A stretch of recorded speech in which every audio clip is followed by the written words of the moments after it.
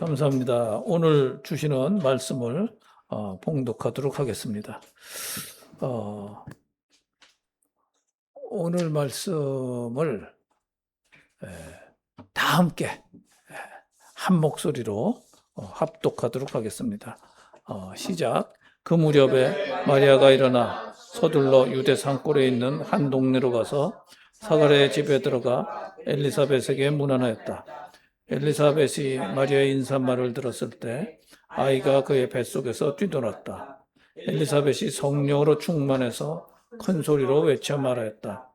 그대는 여자들 가운데 복을 받았고 복을 받았습니다. 내 주님의 어머니께서 내게 오시다니 이것이 어찌 된 일입니까? 시오, 그대의 인사말이 내 귀에 들어왔을 때 내 태중의 아이가 기뻐서 뛰놀았습니다. 주님께서 하신 말씀이 이루어질 줄 믿은 여자는 행복합니다. 아멘. 네, 오늘 말씀 이렇게 지난주 말씀도 그렇고요. 누가가 어떻게 이런 기록을 했을까? 여자들끼리에 두 사람만 아는 얘기들. 그리고 또 마리아가 수태고지를 받았을 때 그건 마리아만 아는 거잖아요. 인간 중에는. 그럼 누가가 그걸 어떻게 이거를 듣고 기록을 했을까? 뭐 조사했다 그러는데 마리아가 누군가에게 얘기했을 것이고, 그죠? 엘리사벳이 누군가에게 얘기했을 것이고, 둘이 만난 장면도 그 둘 중에 누군가가 얘기를 했다고 봐야죠. 그런데 누가가 살았던 시기, 누가는 언제부터 성경에 등장해요? 사도 바울이 회심하고 전도사에 갈 때 어느 시점부터 누가가 동행을 합니다. 그러니까 그 기간은 뭐 AD 60년 그 전 그 사도 바울이 담메색 도상에서 예수님 만난 게 몇 살 때쯤일 것 같아요. 예수님보다 5살 내지 10살 정도 적습니다. 사도 바울은. 그러니까 예수님이 돌아가셨을 때는 한 25살쯤 됐다고 보이고, 그리고 30살쯤 됐을 때 예수님을 만난 거예요. 담메색 도상에서. 그리고서 한 30년을 이제 사역을 했는데 그 사이에 누가가 이제 같이 다닙니다. 누가도 사도 바울이랑 나이가 비슷하지 않을까 보여요. 그래서 사도 바울이 죽고 그런 다음에 누가복음을 쓰는데 어떤 학자는 뭐 사도 바울 죽기 전에 쓰기 시작했다 이런 얘기도 하는데 누가복음이 쓰여진 시기를 AD 60년에서 80년 그 사이에 학자들 주장이 많아요. 하여튼 그걸 다 포함하면 그 정도에 쓰여졌습니다. 예수님 돌아가시고 나서 30년 내지 50년 정도 지났을 때 쓰여졌고요.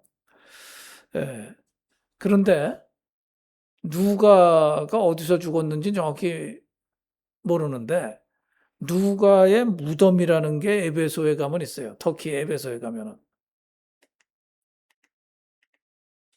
이게 이제 누가의 이 무덤 터라고 되어 있는 데고 보면 이제 이런 것들이 있는데 이게 뭐 보고서 이게 누가의 무덤인지 어떻게 알아?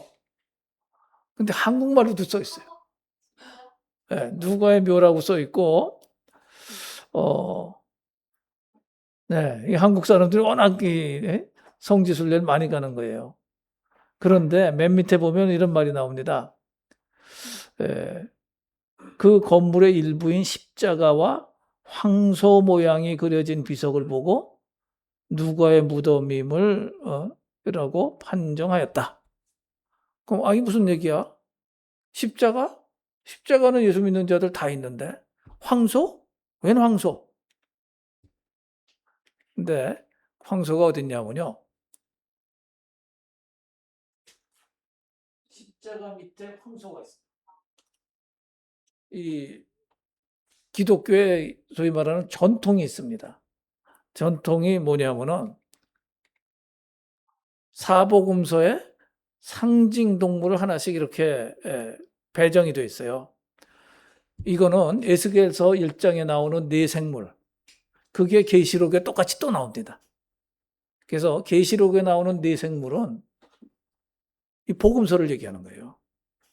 이걸 모르면은 해석이 안 돼요. 이상하게 이단적 해석을 또 해요. 그리고 이 네 생물은 사복음서를 예언했다고 봐야 돼요. 에스겔서에서는.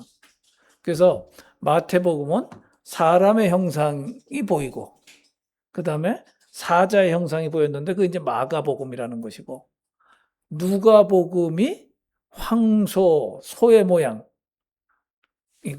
그 다음에 독수리의 형상이 요한복음이다 그래가지고, 마태복음은 왕적이고 완전한 인간 예수 그리스도를 그렸다. 그 다음에 마가복음은 힘차고 활동적인 모습, 사자 같은 모습을 그렸다. 그래서 마가복음은요, 주제어가 능력의 파워예요, 파워.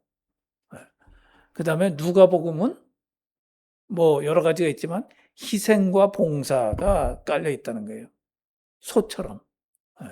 그 다음에 요한복음은 더 영적인 책인데 독수리 같은 그 날아오르는 높은 영성과 신성을 더 많이 표현하고 있다. 이게 사복음서의 상징이에요. 그래서 십자가 밑에 황소를 그려놓은 것을 보고 아 이거는 누가의 묘로구나. 이렇게 이제 더군다나 고고학자들도 동의를 했다는 얘기입니다. 그래서 그리고 이 사도 요한이 반모섬에서 이제 예수 그리스도를 만나고 계시록을 쓰잖아요. 사도 요한은 두 가지 설이 있어요. 90이 될 때까지 살아서 자연사했다. 다른 하나는 아니야, 그건 잘못된 거야. 사도 요한도 끓는 기름가마에 처형을 당해가지고 순교했어. 근데 많은 사람들은 90세까지 이제 살고 자연사했다는 걸 믿어요. 사도 요한의 마지막 거주지가 에베소예요. 에베소에 누가의 묘가 이렇게 오고, 저는 참고로 에베소에 가봤습니다. 거기 가보면은 저희 두란노 서원 그것도 있고, 원형 경기장도 있고, 별거 다 있어요. 예루살렘과 터키 가보는 거는 굉장히 의미가 있는데, 그 중에도 에베소는 한번 가볼 만합니다. 거기 가서 실제 눈으로 보면서 성경에 있는 게 굉장히 실감이 돼요. 그리고 성요한교회가 있고, 근데 터만 있어요. 그 교회 터는 다 무너지고 전부 이슬람 성전만 서 있어요. 굉장히 안타까운 얘기들입니다. 그런데 세례 요한이 90세까지 에베소에 살았는데 거기 보면은 그 성요한 교회 터를 캐토릭이 지켜요. 그런 기록이 있어요. 십자가에서 이제 달려 돌아가시면서 어머니 마리아를 제자 요한에게 부탁하는 장면이 있습니다. 보소서, 어머니 보소서, 아들이니이다. 그래서 요한이 이제부터 당신 아들 역할을 해줄 거예요. 그 다음에 요한복음은 보라 내 어머니라. 이렇게 하면서 이제 의뢰를 했다는 거거든요. 그래서 사도 요한은 전 세계를 돌아다니면서 이렇게 선교 사역을 한 것보다는 어머니 마리아를 모시고 에베소에서 어머니 마리아가 돌아가실 때까지 모셨다는 거죠. 그래서 거기 보면 이제 마리아가 있던 집도 있고 다 있습니다. 에베소에 가보면은. 요는 아마도 그 전승은 맞다고 보여져요. 어느 기간인지 모르지만 사도 요한이 어머니 마리아를 모시고 에베소에서 살았을 것이다. 그리고 누가는 사도 바울 팀으로서 수없이 에베소를 거쳐갔을 것이다. 그러면 요한을 통해서도 많은 얘기를 들었을 것이고, 심지어는 마리아가 살아있을 때 마리아를 만났을 수도 있을 것이다. 그래서 이런 어찌 보면은 은밀한 얘기, 다른 기록에는 이렇게 안 나와요. 다른 복음서에는. 근데 누가는 이 얘기를 상세하게 쓰는 거예요. 어떻게 만났는지, 그리고 엘리사벳에 대한 얘기는 마리아를 통해서 들었을 것이다. 그렇게 보는 거죠. 그래서 우리는 일단은 이 이야기를 예수님의 어머니로부터 누가가 직접 듣고 기록했다고 이렇게 가정하고 1장과 2장을 우리가 계속 살펴보면 좋을 것 같아요. 그런데 누가가 이제 이렇게 기록을 했는데 읽다 보면요, 궁금한 게 막 생겨요. 성경을 읽을 때, 야, 믿으면 되지 뭘 이렇게 의문이 많아, 의심이 많아. 의심은 나쁜 거지만 의문과 질문은 반드시 필요한 겁니다. 성경을 읽을 때 이건 무슨 말씀일까? 이건 왜 이랬을까? 꼭 의심은 뭐냐면 아닐 거야, 그 거짓말일 거야, 이러는 게 의심이고, 궁금한 거는 굉장히 중요해요. 그래서 성경을 읽으면서 궁금증이 많이 올라와야 돼요. 한 3가지만 오늘 이제 그 궁금증을 우리가 이렇게 얘기를 좀 해봅시다. 첫 번째가 뭐냐? 39절에 보면은 그 무렵에 마리아가 일어나서, 그 무렵이 뭐예요? 수태고지를 받고 임신이 됐다고 봐야지. 그리고 서둘러서 유대산골에 있는 한 동네로 가서 엘리사벳에게 문안을 해요. 왜 갔을까? 왜 서둘러 갔을까요? 마리아가 있던 나사렛에서 유대 산골은 조금 떨어진 것 같아. 얼마나 떨어졌는지는 모르지만 왜 갔을까요? 요는 이제 이런 묵상들을 하시면은, 특히 다음 주 설교 내용을 묵상하고 오시면은 이제 더 제가 드리는 말씀이 더 이렇게 쏙쏙 들어올 가능성이 많아요. 그래서 묵상들 많이 하고 오시기 바라고요. 우선은 이렇게 생각을 해야죠. 딱 이게 6개월쯤 지나서거든요. 엘리사벳 사도 요한이 뱃속에 6개월쯤 지났을 때, 그때쯤 돼서는 소문이 났을 거예요. 근데 엘리사벳이 가브리엘 천사가 얘기를 해주는 거를 듣고서 임신을 했대. 사가랴가 뭔가 하여튼 성전에서 뭘 보고서 그 할머니가 임신을 했대. 근데 자기도 가브리엘이 얘기하는 걸 들은 거 아니에요. 그러고 남자를 가까이 한 적이 없는데 임신이 됐잖아요. 그러니까 이 무섭고 떨리는데, 마리아는 이 무섭고 떨리는 거예요. 그 당시에 정혼만 하고 같이 결혼하지 않은 상태에서 임신하면은 그때 처벌이 뭐예요? 돌로 쳐 죽이는 거예요. 그런데 딱 임신이 됐어. 천사를 보고서 그 말을 믿었는데, 믿기는 했지만 덜커덩 큰일 났거든. 그러니까 엘리사벳한테 쫓아간 거예요. 언니인지 이모인지 할머니인지 모르지만 어떻게 된 거예요? 나도 이렇게 봤는데, 이 얘기를 이제 가서 확인하고 싶은 거지. 이게 진짜구나. 한 가지는 그렇게 해석할 수가 있는데, 또 다른 한 가지 생각은 또 해볼 수가 있어요. 뭐냐? 이게 나는 확신이 있고 엘리사벳은 확신이 있어도 그걸 모르는 주변 사람들, 믿음이 약한 사람들은 어떻게 생각하겠어요? 마태복음에 보면은 이제 그 천사가 요셉한테도 나타나서 내 아내 마리아를 데려오기를 두려워하지 말라, 이러면서 설명을 쭉 해줘요. 옛날 코미디언 중에 구봉서 장로님 있어요. 구봉서 장로님. 그 옛날 보셨는지 모르겠는데, 구봉서 장로가 이 부분을 이제 연예인들한테 설명을 해주면요, 연예인들이 하나도 안 믿는데요. 왜 안 믿느냐? 자기들은 워낙 이게 이 성관계가 이렇게 좀 난잡하니까 씩 웃는데, 마리아가 누구랑 잤지 그게, 그러고 거짓말한 거지, 이렇게 받아들이는 거예요, 연예인들은. 그랬더니 구봉서 장로가 뭐라고 얘기하냐면, 야 이놈들아, 후배들이니까, 지 남편이 믿겠다는데 왜 니들이 안 믿어?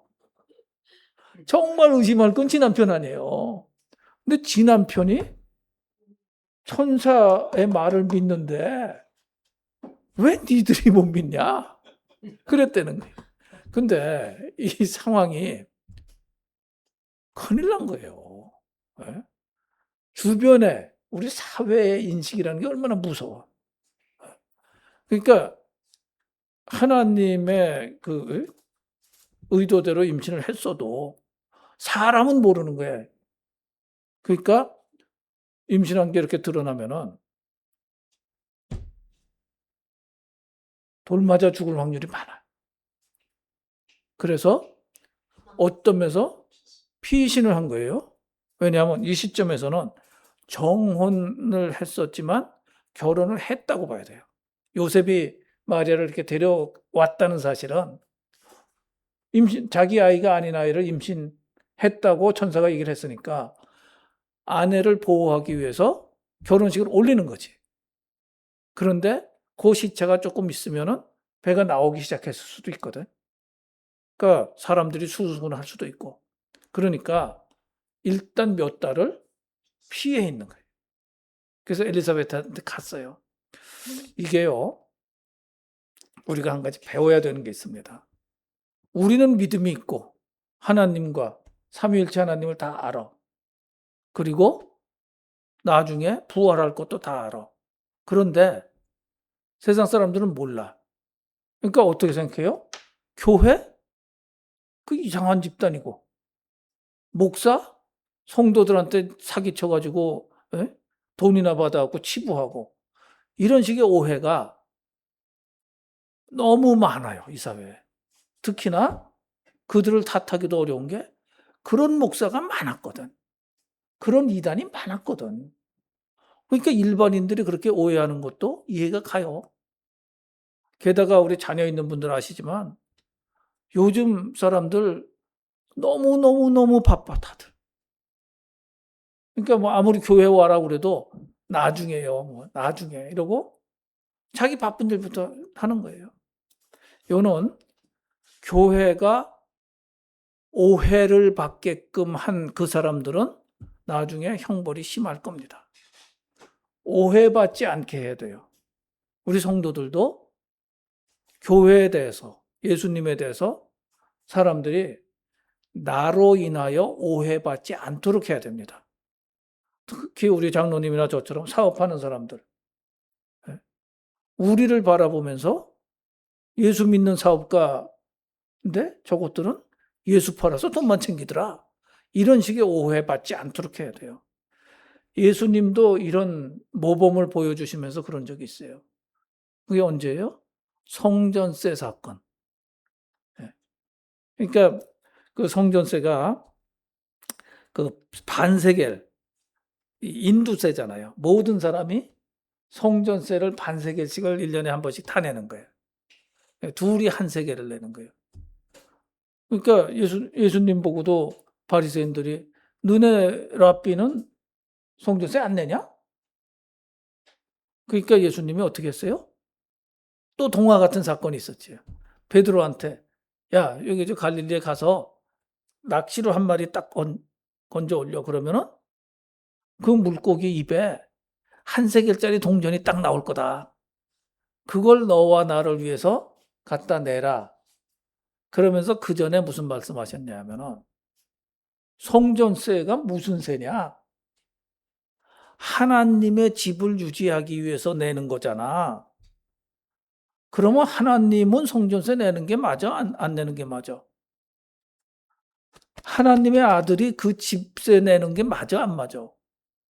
아니잖아. 성자 예수 나는 성전세 낼 필요 없어. 그러나 사람들이 오해하지 않도록, 실족하지 않도록. 이건 무슨 얘기예요? 아직 예수님의 십자가 사역 때가 안 왔어.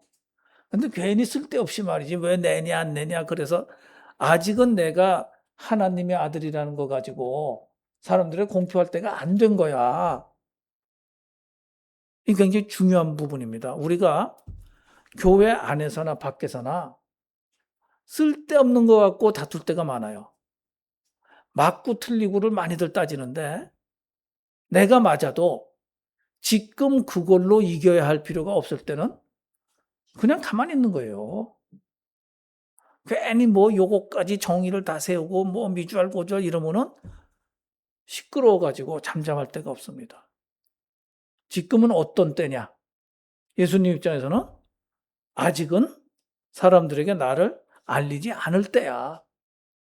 그러니까 자기 신분을 사람들이 알게끔 아직은 안 하시는 거예요. 거짓말? 아니죠. 지금 알려주면은 성전세 안 내면은 사람들이 오해하고 예수님 표현은 실족한다는 게 실족. 그러니까 우선순위나 타이밍이 아니다는 거지. 그래서 이런 것들을 우리가 잘 생각을 해야 됩니다. 내가 맞을지라도 그 논쟁이 필요 없을 때는 그냥 아유 알았어요 알았어요 이러고서 그냥 지나가는 거예요. 예. 논쟁하려면 우리가 얼마나 많아요. 그러나 그렇게 해야 될 때 하는 것이고 아닐 때는 그냥 넘어가는 그런 것들이 중요한 거죠. 두 번째로 또 이게 참 그 동화 같은 얘기예요. 뱃속에 세례 요한이 6개월 넘어서 7개월 이렇게 되고 있어. 그런데 마리아가 예수님을 수태하고 딱 왔어. 그래서 이모 있어요? 뭐 이랬다고 치자고요. 이모라고 치자고요. 왜냐하면 이제 친정 식구, 친정 쪽의 친척 중에 하나였거든. 예. 이모 나왔어요. 그러는데 뱃속에 세례 요한이 뛰놀았는데 여기 얘기는 기뻐서 뛰놀았다는 거야. 이거 어떻게 해석해야 돼요? 태중의 아이는 성령이 아주 그냥 우리랑 다르게 엄청나게 충만해서 다 알아? 영적인 거를? 아, 그거는 무리한 얘기인 것 같아요.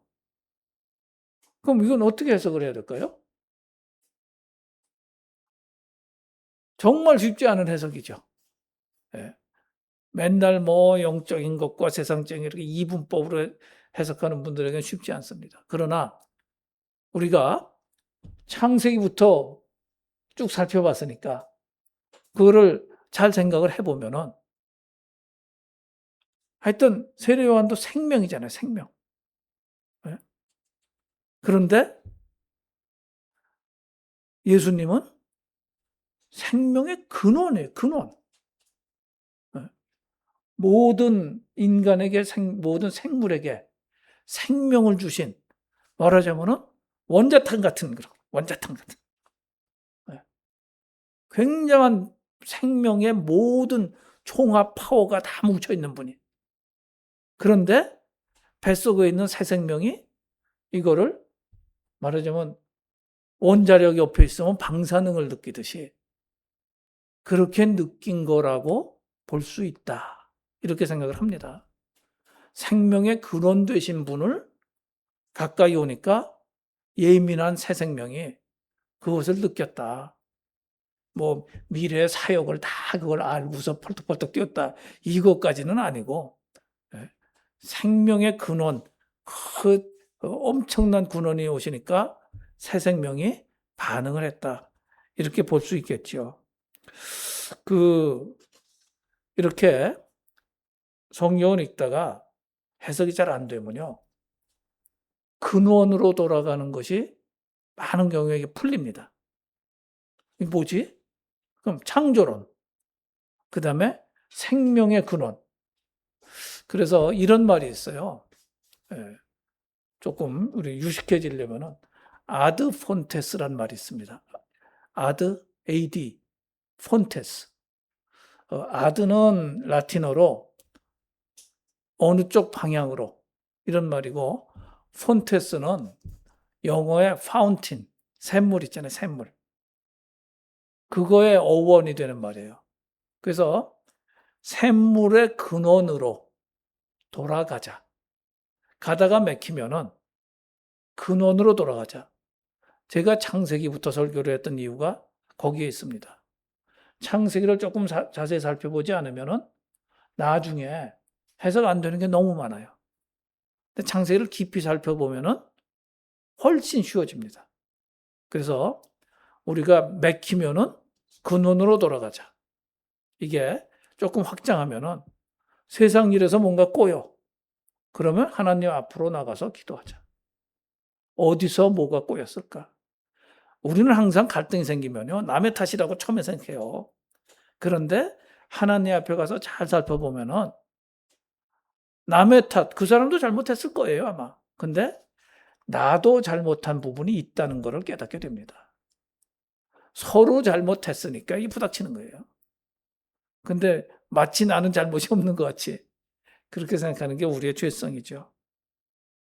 그래서 생명으로 돌아가면은 많은 얘기들이 풀립니다. 세 번째, 이게 아주 논쟁이 많은 건데, 파란색으로 적어 드린 거. 엘리사벳이 이 태동을 느끼면서 주님의 어머니라고 그래요. 자기 친척, 조카든가, 뭐, 동생이든가 그런 마리아한테. 엘리사벳은 이걸 어떻게 알았을까? 아까 비슷하게,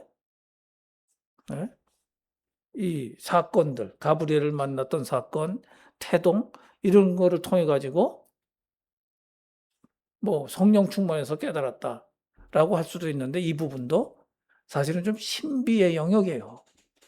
네. 어떻게 깨달았겠어요? 너무너무 신기한 거예요. 그래서 저도 이 부분은 이렇게도 저렇게도 해석을 잘 못하겠는데 오늘 이 말씀을 왜 보느냐. 우리가 들을 때는 어떻게 알았는지 모르지만 맞는 얘기 했잖아요. 엘리사벳이. 그런데 이 표현이 후세에 엄청난 파문을 일으킵니다. AD 4세기, 5세기쯤 되면요. 그 당시에 뭐라고 이제 마리아를 표현했냐면은 성자 하나님을 잉태했었기 때문에 하나님의 엄마 이렇게 표현했어요. 교계에서. 말하자면은 전통적인 권위적인 가톨릭 교회에서 그렇게 표현을 했는데 어느 지역의 주교였던 아스토리우스라는 사람이 아니 그걸 그렇게 표현하면 어떻게 해? 그리스도를 낳은 엄마 이렇게 해야 돼. 왜냐하면 예수님은 신성과 동시에 인성을 다 갖고 있는데 하나님의 어머니라고 그러면 어떡하냐? 여기서 신학 논쟁이 붙어요. 이 신학하는 분들은 신학의 중요성과 위험성이 있습니다. 이 얘기는 그냥 결론만 말씀드리면은 그 시릴 혹은 키릴이라고 이제 한국말로 쓰는데 그게 이제 본부 쪽 권위자고 아스토리우스는 어느 지역의 주교야. 아스토리우스가 그렇게 반론을 제기하니까 아스토리우스 논쟁이라고 그랬고 엄청난 이제 교계 전체 논쟁이 붙어요. 신학 논쟁이. 그리고 본부 사람에게 져 가지고 아스토리우스는 이단으로 정죄를 받아요. 교계에서의 정쟁이었어요. 정치 싸움이었어요. 왜 그러냐? 그래서 아스토리우스는 동쪽으로 밀려가지고 동쪽으로 가요. 어디까지 왔다? 경주까지 옵니다. 경주까지 와요. 당나라 때 이게 중국에 들어가가지고 경교라고 불려요. 경교는 한자로 보면 경자가 그 볕경자 쓰는데 빛의 종교라는 의미예요. 중국 사람들의 말로. 경교가 엄청나게 많이 이 중국에 들어왔었습니다. 당나라 때. 불교의 전례와 경교의 전례가 거의 비슷한 시기에 굉장히 들어왔어요. 그리고 그 당시에는 신라 백제가 당나라랑 교역이 많았기 때문에 당연히 신라에도 이 소식이 들어갔을 것이다. 모르는 사람이 없었을 것이다. 그래서 빛의 종교라는 게 있대. 그다음에 불교가 있대. 그렇게 들어왔을 것이라고 추정이 다 되고요. 그래서 이게 이제 불국사에서 나온 그 흔적인데 돌 모양이 우연히 이렇게 된 게 아니고 깎은 거예요. 경교의 십자가는 이런 형태를 띄었었던 거예요. 그리고 이게 이제 어떻게 보이실지 모르겠는데, 영주군 왕류동이라는 데 있는 흔적인데, 이게 이제 사람 모양이에요. 암각화처럼 벽에, 이 노천에 이렇게 되어 있습니다. 사람 모양이 있고, 불교에서는 머리 없는 부처라고 그래. 이거를, 자기들은. 근데 여기 있는 말이, 이게 글자라는 거거든요. 근데 요 두 자가 뭐냐면은, 타우라고 그랬고, 이거는 히브리어에 우리 발음은 T나 마찬가지고, 요거는 mem이라고 그래, mem. 미음이에요, 우리말에. 그러니까 기독교 쪽에서 어떤 학자들은 도마라는 뜻이야, 이게. 히브리어는 자음만 쓰니까. 그래서 이게 도마의 상이야, 사도 도마에.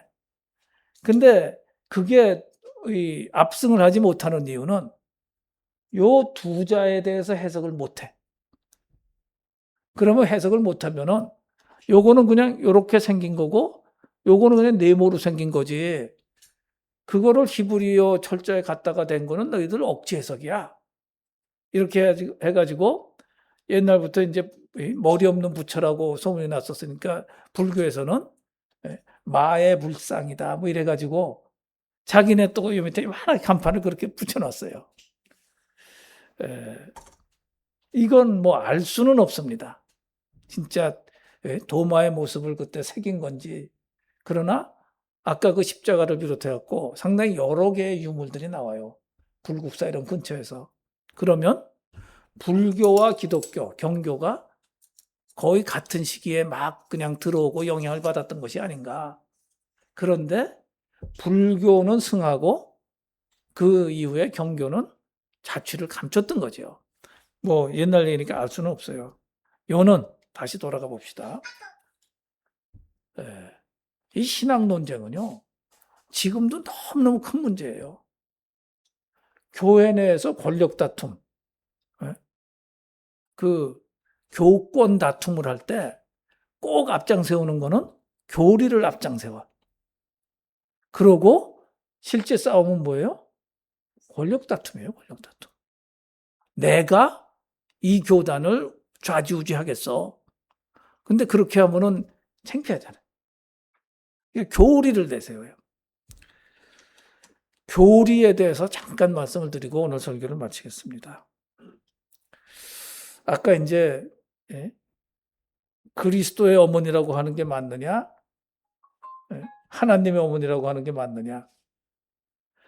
캐톨릭 전통으로는 하나님의 어머니라고 하는 게 맞다고 됐지만 그 그리스도의 어머니라고 하는 전통은 동방교회에서는 여전히 살아있어요. 그래서 대한민국이 받아들였던 거는 로만 카톨릭이기 때문에 그렇게 됐었지. 심지어는 지금도 살아있습니다. 그래서 이 교리 주장은 참 위험한데 교리는 이런 거예요. 이단 때문에 우리 교리를 바로 세워요. 이단의 도전 때문에. 그래서 교리가 없으면은 나 홀로 이단이 되기엔 너무나 쉬워. 내가 읽고 느낀 대로 이런 건데 왜 너는 그러냐. 그래서 교리가 쫙 쓰는데 교리를 확실하지 않은 부분을 가지고 주장을 하면은 이게 교리 다툼이 나. 그러면 또 인간에게 어떤 이제 이 오류가 있나 하면요. 처음 들은 교리가 맞는 것 같아. 처음 나간 교회에서 배운 게 맞는 것 같아. 그래서 불행하게 이단교회 처음 나간 사람은 정통 교리를 얘기해줘도 너 왜 네 주장하냐 이래. 이게 우리의 한계예요. 인간의 한계. 그래서 여기서 우리가 가져야 될 것은 열린 자세를 가져야 된다. 교리 말고도 그 밑에 수많은 것들이 있을 수 있거든요. 그러면은 나는 이렇게 생각하는데 너는 이렇게 생각하는구나. 교리에 어긋나지 않으면 그렇게 생각할 수 있다라고 받아줘야 돼요. 예. 그러니까 "너는 왜 그렇게 생각해? 그렇게 생각하지 말어." 이러면 안 돼. "그렇게 생각할 수 있구나. 나는 이렇게 보는데." 그래서 중요한 자세 중에 하나가 "We agree to disagree라는 말이 있어요. 우리는 서로 다룰 수 있다는 거에 agree합니다. 서로 다룰 수 있다는 거예요. 그러니까 다른 얘기를 못하게 하면 안 돼요. 예. "아, 정 목사는 이렇게 보네. 근데 나는 다르게 보는데?" 그래서 "나는 이렇게 다르게 보여요." 그럼 교리에 정통 교리에 이게 중요한 게 아니면은 그렇게 생각할 수 있는 거예요. 그리고 그거는 성숙도에 따라서 달라져 가요. 아기가 생각하는 것과 중학생이 생각하는 것과 박사가 생각하는 것과 달라져 가는 거예요.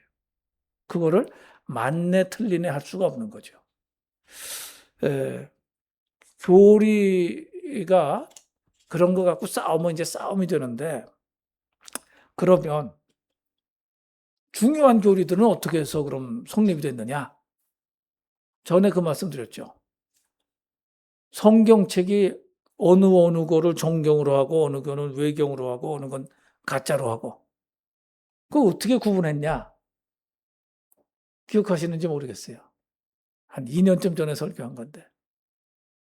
어떻게 해서 구분이 됐느냐?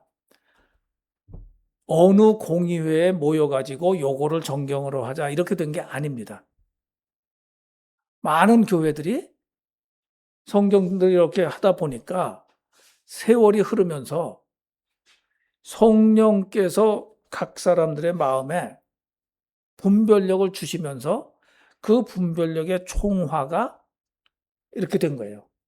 아, 요거는 정경, 요거는 참고, 요거는 가짜.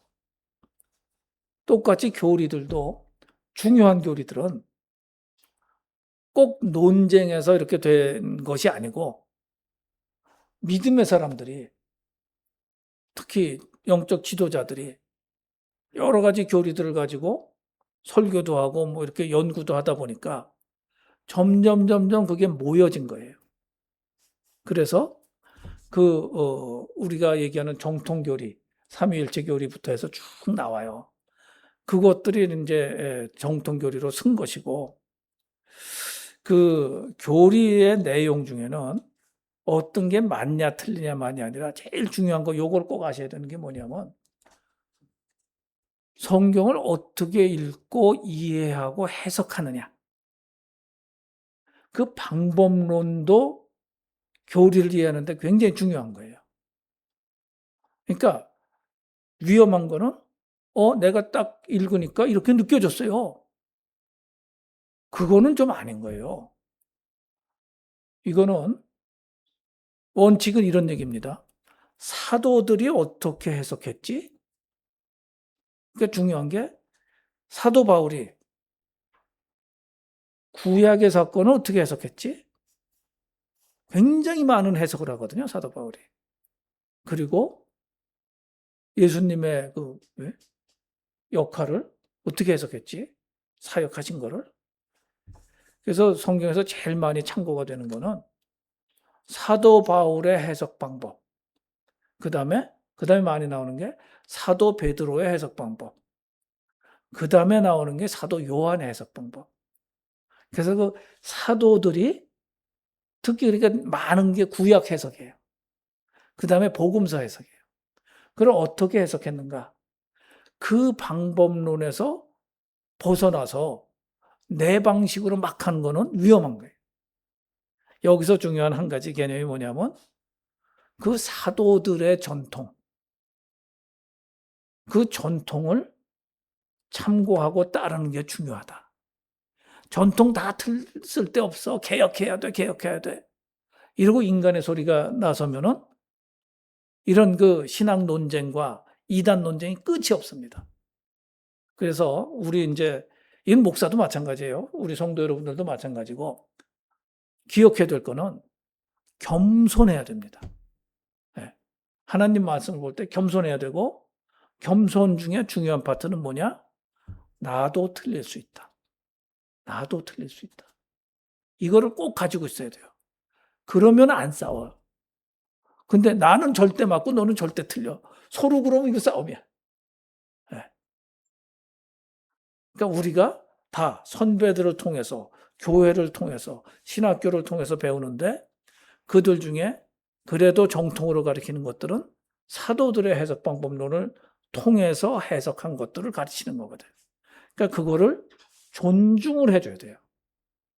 존중을 해주면서 그러나 하나님이 나에게 깨닫게 하시는 게 있어요.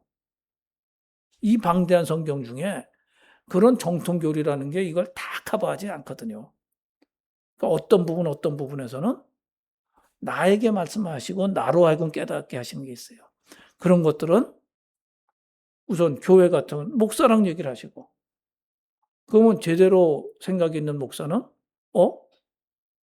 그럴 수도 있겠네.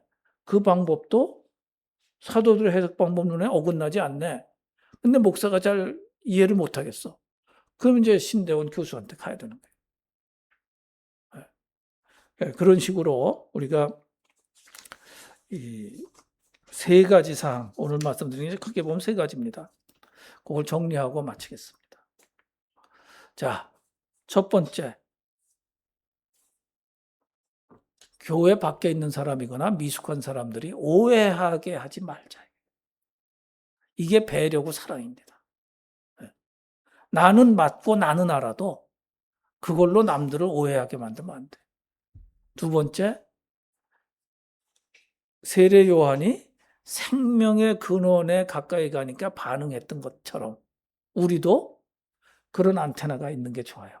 그래서 생명의 말씀이 진짜 선포될 때 감지할 수 있는 안테나가 있고, 또 정말 훨씬 더 영적인 분이 이렇게 올 때 그를 느끼는 안테나.